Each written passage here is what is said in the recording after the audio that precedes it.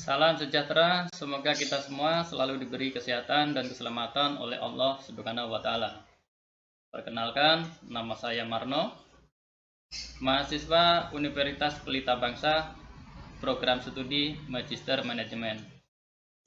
Kali ini saya akan menyampaikan tugas ujian akhir semester, yaitu tentang kepemimpinan dan keterkaitannya dengan potensi diri dan perilaku organisasi.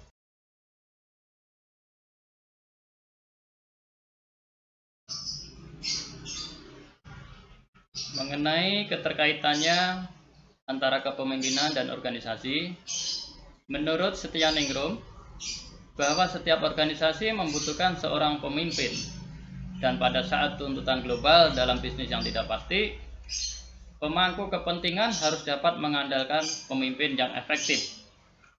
Nah, ini membutuhkan gaya kepemimpinan yang sangat mampu dan responsif terhadap tuntutan perubahan iklim bisnis dalam situasi global yang didominasi oleh aspek ketidakpastian yang ekstrim.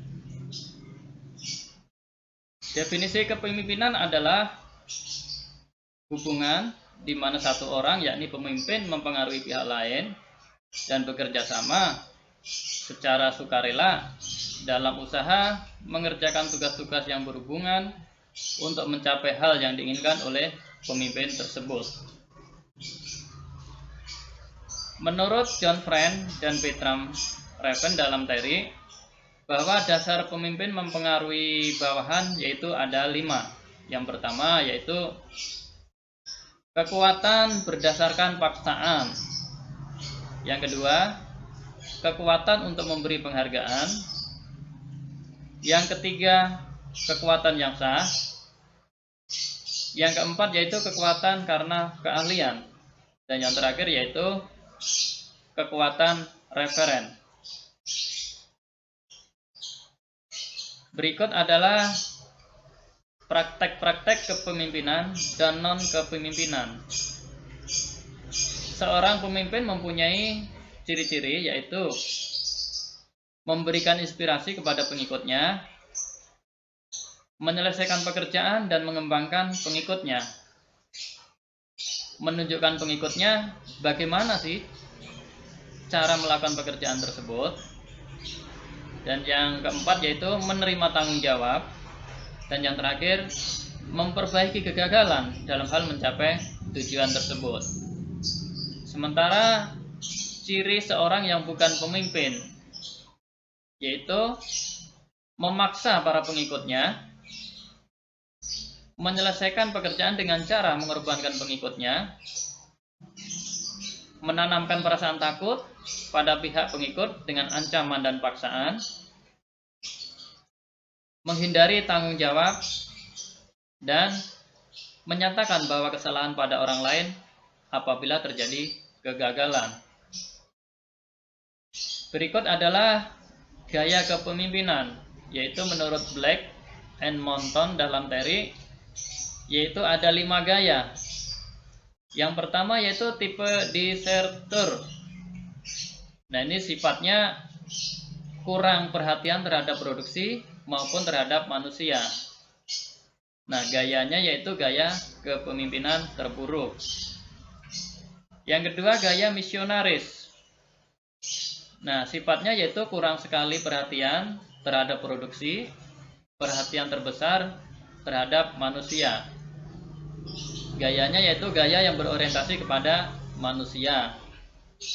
Berikutnya yaitu tipe autokrat. Sifat tipe autokrat ini yaitu perhatian terbesar kepada produksi, rendah kepada manusianya. Nah, sementara gayanya yaitu gaya yang berorientasi pada produksi. Selanjutnya yaitu tipe pemimpin yang menyukai kompromis, yaitu sifatnya perhatian seimbang antara produksi dan manusia. Gayanya yaitu mempertahankan gaya yang berimbang yang kini berlaku. Tipe yang terakhir yaitu tipe eksekutif. Nah, ini sifat perhatian terbesarnya terhadap produksi maupun manusia.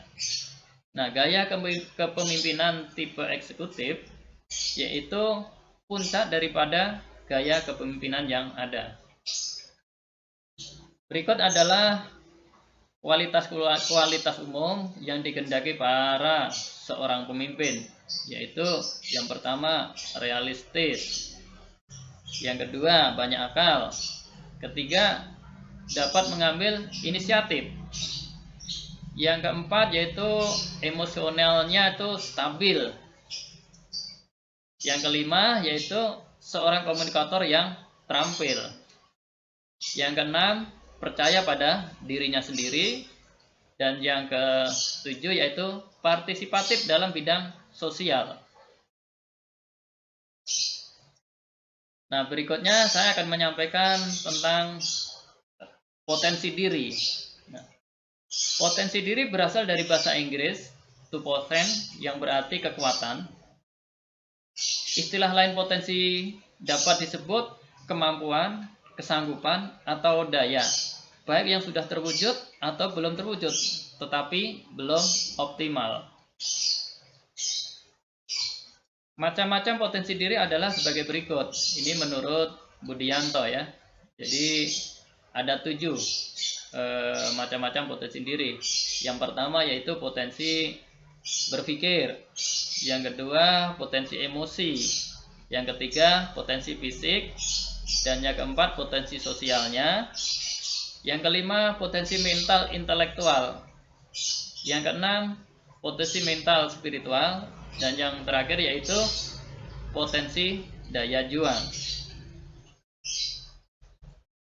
Ciri-ciri potensi diri menurut Larus dalam Sugiharso, ya ini ada beberapa.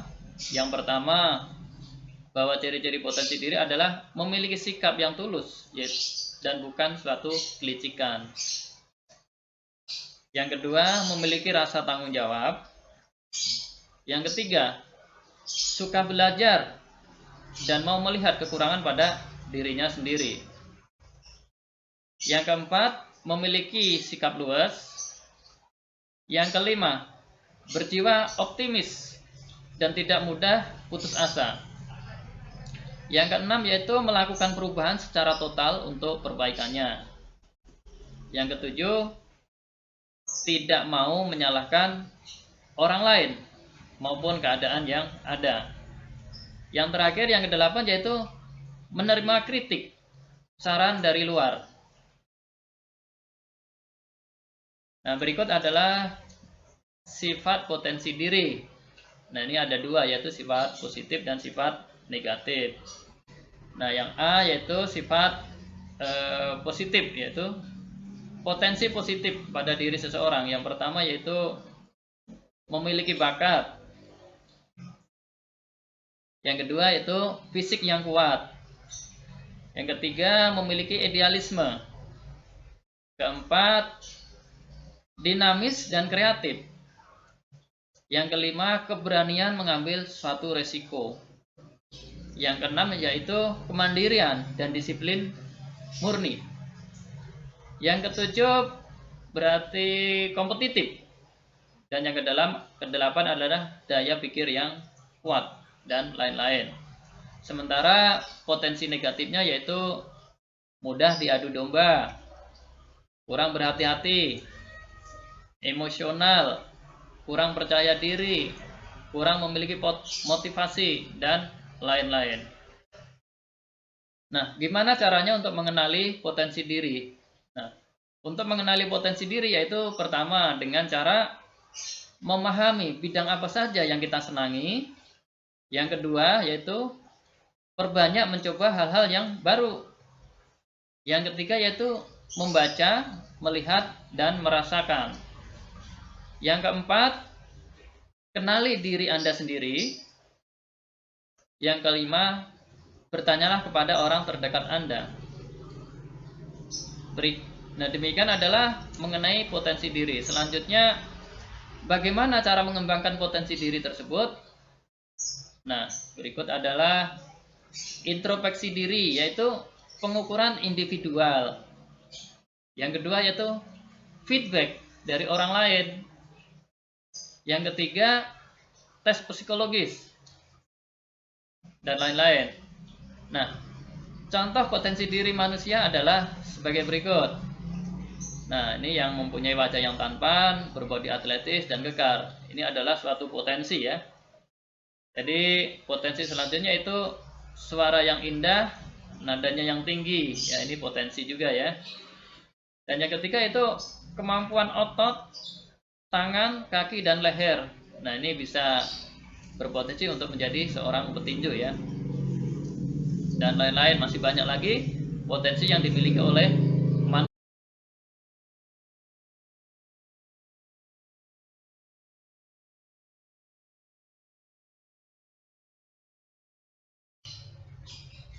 Selanjutnya saya akan menyampaikan tentang perilaku organisasi.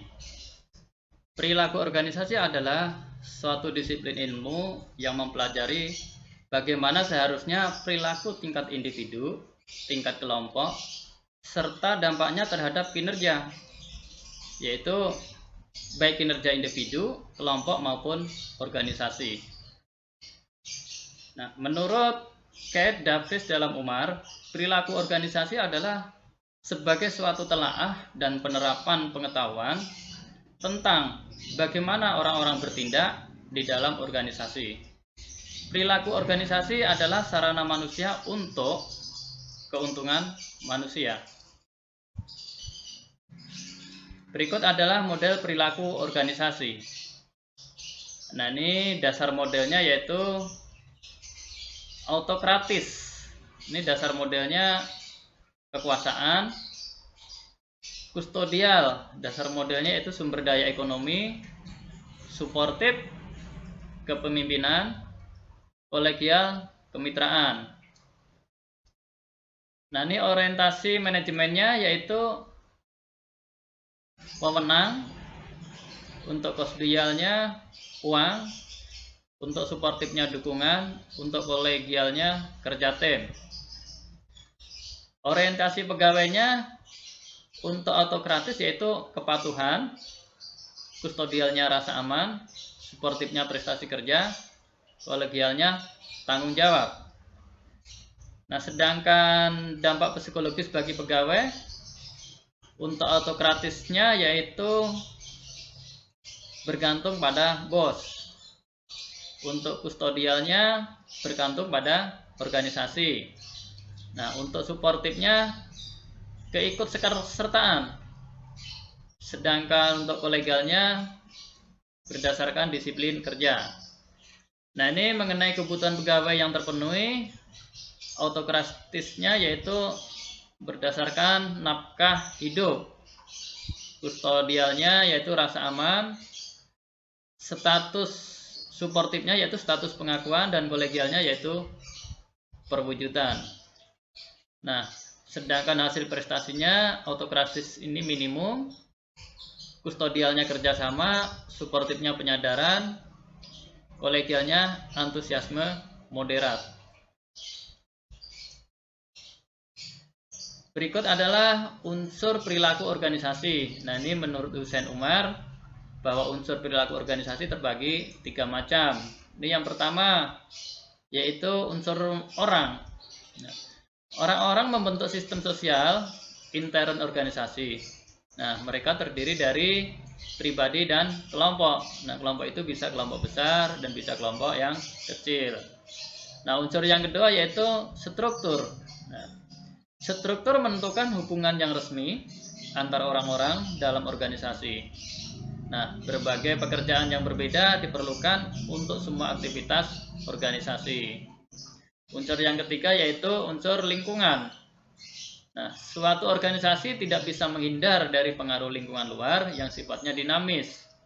Lingkungan luar akan mempengaruhi sikap-sikap orang, mempengaruhi kondisi kerja, dan menimbulkan persaingan untuk memperoleh sumber daya dan kekuasaan. Contoh unsur perilaku organisasi. Nah, ini menurut kutipan Kenneth dan Gary dalam Umar, ini adalah bahwa contoh unsur perilaku organisasi yang pertama motivasi kerja. Nah, motivasi kerja ini dipengaruhi oleh pertama motivasi prestasi, motivasi afiliasi, yang ketiga motivasi kompetensi, Dan yang keempat yaitu motivasi kekuasaan. Unsur perilaku organisasi selanjutnya yaitu tentang kepuasan kerja. Nah, ini menurut Lutan Dalam Umar, kepuasan kerja untuk mengacu pada JDI, yaitu Job Descriptive Index. Menurut indeks ini, kepuasan kerja dibangun atas dasar 5 dimensi, yaitu pembayaran seperti gaji dan upah, pekerjaan itu sendiri, promosi jabatan, kepenyeliaan atau supervisi, dan hubungan dengan rekan kerja. Contoh unsur perilaku organisasi selanjutnya yaitu kepemimpinan. Menurut Kepmen Dalam Umar, 5 landasan kepemimpinan yang kokoh meliputi yang pertama yaitu cara berkomunikasi. Yang kedua, cara memberikan motivasi. Yang ketiga, kemampuan memimpin. Yang keempat, kemampuan mengambil keputusan. Dan yang kelima adalah kekuasaan positif. Contoh unsur organisasi selanjutnya yaitu konflik. Nah, perihal penyebab konflik menurut Robin Dalam Hussein Umar cukup banyak macamnya ya, yaitu diantaranya persaingan atas sumber daya manusia, ada ketergantungan tugas, ada batasan bidang kerja, dan lain-lainnya. Contoh unsur perilaku organisasi selanjutnya yaitu yang kelima, komunikasi. Menurut Kenneth dan Jerry Dalam Umar, komunikasi dapat didefinisikan sebagai penyampaian informasi antara dua orang atau lebih yang juga meliputi pertukaran informasi antar manusia dan mesin. Nah, komunikasi dalam organisasi dapat dilihat dari dua sisi, yaitu komunikasi antar pribadi dan komunikasi organisasi. Nah, berikut adalah kesimpulan tentang kepemimpinan dan keterkaitannya dengan potensi diri dan perilaku organisasi. Nah, di sini bahwa organisasi yang sukses tidak terlepas dari peran kepemimpinan. Dalam mencapai sasarannya digerakkan oleh seorang pemimpin yang handal. Handal dalam arti bahwa pemimpin itu memiliki kompeten dalam memimpin, memiliki kecerdasan emosional, serta kecerdasan spiritual. Nah, ini berarti bahwa sebelum seseorang pemimpin dapat menggerakkan roda organisasi, maka ia harus mampu menggerakkan roda dirinya sendiri. Nah, untuk itu diperlukan kemampuan untuk mengelola dirinya sendiri, serta mengembangkan potensi yang ada pada dirinya, sebelum mengembangkan potensi orang lain dan potensi organisasi. Demikian tema yang kami sampaikan. Kami menyadari banyak kekurangannya, kritik dan saran yang membangun kami terima dengan lapang dada. Terima kasih dan mohon maaf dengan yang sebesar-besarnya.